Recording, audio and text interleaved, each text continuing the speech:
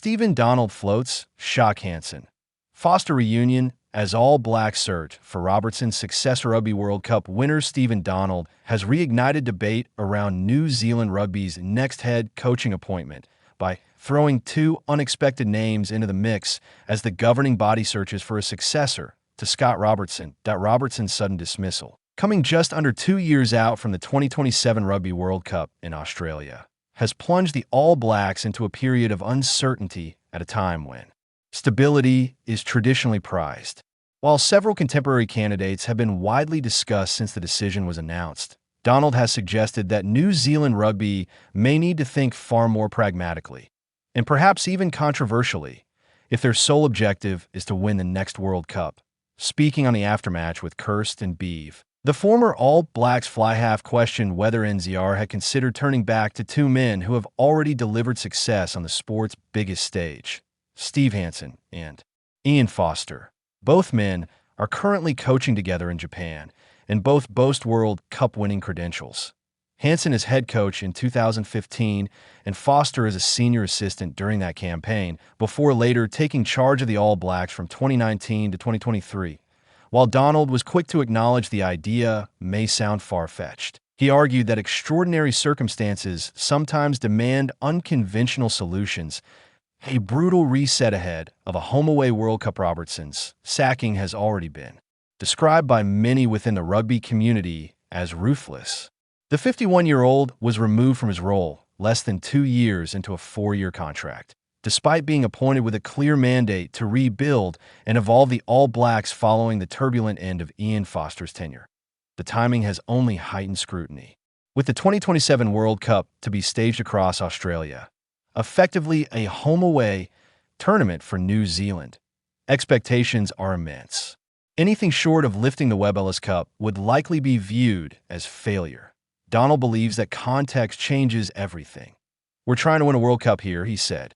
That's the whole conversation. The former pivot questioned whether NZR could realistically afford a long-term rebuild when the next global tournament is looming so close on the horizon. The Hansen Foster rescue mission. Donald's suggestion centers on the idea of a short-term appointment, a coaching salvage job, as he described it, designed solely to maximize the All Blacks' chances in 2027. "There are two guys coaching at Toyota together," he said. "For 2 years, could you not go to Steve Hansen and Ian Foster and say, 'Do you want it?' Has that conversation been had? Has it been offered?" The question immediately sparked debate, particularly given that both men were closely associated with the era Robertson was brought in to move on from. Donald acknowledged that perception could be an issue, but argued that results should matter more than optics. "We're talking outlandish here. That's what we do on the Aftermatch. But has that conversation been had?" he continued. "Those two in particular, they're not too far gone. They're not dithery. You wouldn't call either of them dithery, and if I did, I'd hear about it." Host Kirsty Stanway Thorne framed the idea bluntly. "So you're saying rescue mission?" Donald didn't hesitate. "It's a salvage job," he replied. "If you're not going the obvious, which for me is Jamie Joseph, would it be a step back?" One of the biggest questions surrounding any Hansen-Foster reunion would be whether it represents regression rather than progression. After all, Robertson was appointed largely because NZR wanted a fresh approach following Foster's difficult reign, which included a record number of losses, mounting public pressure, and a deeply divided supporter base. Donald acknowledged that concern, but suggested the All Blacks may not have the luxury of ideological purity. Is that conversation being had, or would that be seen as a step back? That we've moved on from that, he asked. Or is it a case of, we've got 2 years. We're trying to win a World Cup here. Despite floating the idea, Donald was clear that a Hansen-Foster return would be more fantasy than expectation. The former fly half did state that a Hansen-Foster partnership would be fantasy, he noted, adding that there are several other options before getting to that point. Still, the mere suggestion underlines how unsettled the coaching landscape has become. Jamie Joseph remains the benchmark while Donald entertained alternative scenarios. He made it clear that Jamie Joseph remains his preferred candidate. Joseph's credentials speak for themselves. A former All Blacks coach, he led Japan to historic success at the 2015 and 2019 World Cups and has since built a reputation as one of the sharpest tactical minds in the game. For many observers, Joseph represents the ideal blend of innovation, international experience, and cultural understanding of New Zealand rugby. If you're not going the obvious, Donald said, which for me is Jamie Joseph. However, even Joseph's candidacy is not without complications.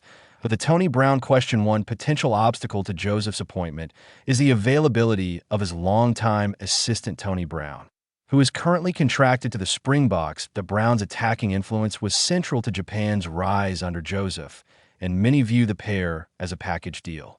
With Brown reportedly keen to see out his commitment with South Africa, Joseph may face the prospect of leading the All Blacks without his most trusted lieutenant. Donald believes that shouldn't be a deal breaker. I think you're looking at Jamie, and then I hope, if it's Tony Brown less, he grabs Dave Rennie, he said. The suggestion highlights a recurring theme in Donald's commentary: flexibility. In his view, ego and personal preferences must take a backseat when the ultimate prize is at stake. Joe Schmidt's shadow looms large. Another name that continues to hover over the All Blacks coaching conversation is Joe Schmidt. Schmidt, who previously served as an assistant under Foster during the latter stages of his tenure, is widely regarded as one of the finest strategists in world rugby. However, reports have suggested that he has ruled himself out of contention for the head coach role. That doesn't necessarily mean Schmidt won't be involved at all. Donald raised the possibility of Schmidt returning in an assistant capacity, a scenario that could significantly reshape the race. Could Schmidt possibly be convinced to join as an assistant, though, just like he did in 2022 under Foster? Donald asked. If so, Donald believes it could dramatically strengthen the case of another contender. Vern Cotter. Why Vern Cotter shouldn't be overlooked. Cotter's name has flown somewhat under the radar compared to Joseph and Schmidt, but Donald believes his resume deserves serious consideration. What is good for Vern is long time overseas, successful overseas, and lots of experience. Donald explained Cotter's recent success with the Blues, where he delivered a long-awaited title after a two-decade drought, has only enhanced his standing within New Zealand rugby circles. He comes back, wins a title with the Blues. No one could win a title for the Blues for 20 years, Donald said. But perhaps more importantly, Cotter's close working relationship with Schmidt could be a decisive factor. Who's his best relationship in coaching? Joe Schmidt, Donald noted. Joe all of a sudden with Vern. That would be a conversation without a shadow of a doubt. Such a pairing could offer NZR the experience and tactical acumen they crave, without reopening old wounds from previous regimes, a coaching decision that defines an era beyond individual candidates. Donald's comments reflect a broader truth. This appointment may define New Zealand rugby for the next decade. The All Blacks are no longer the untouchable force they once were. The global game has closed the gap, and traditional pathways to success can no longer be taken for granted. Robertson's sacking, and the reports that he was given little indication of underlying issues with senior players, has only intensified criticism of NZR's governance and decision-making. Against that backdrop, Donald's willingness to float even outlandish solutions underscores the pressure now facing the organization. They double down on evolution and risk short-term pain. Do they opt for proven hands and chase immediate success? Or do they attempt a hybrid approach, blending experience with innovation, short-term pain or long-term vision? The idea of bringing Hansen and Foster back, even temporarily, would almost certainly divide opinion.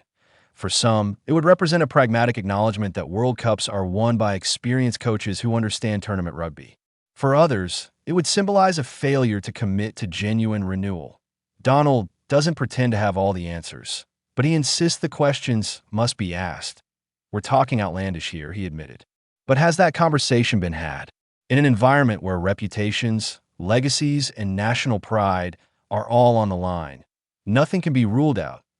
The clock is ticking with every passing week. The pressure on New Zealand rugby intensifies. Players need clarity. Coaches need certainty. And fans, still processing Robertson's abrupt exit, are desperate for reassurance that a coherent plan exists. Whether NZR opts for Jamie Joseph, Vern Cotter, a Joe Schmidt-influenced setup, or even a shock short-term reunion involving Hansen and Foster. One thing is clear. This decision will shape the All Blacks' identity heading into Australia 2027.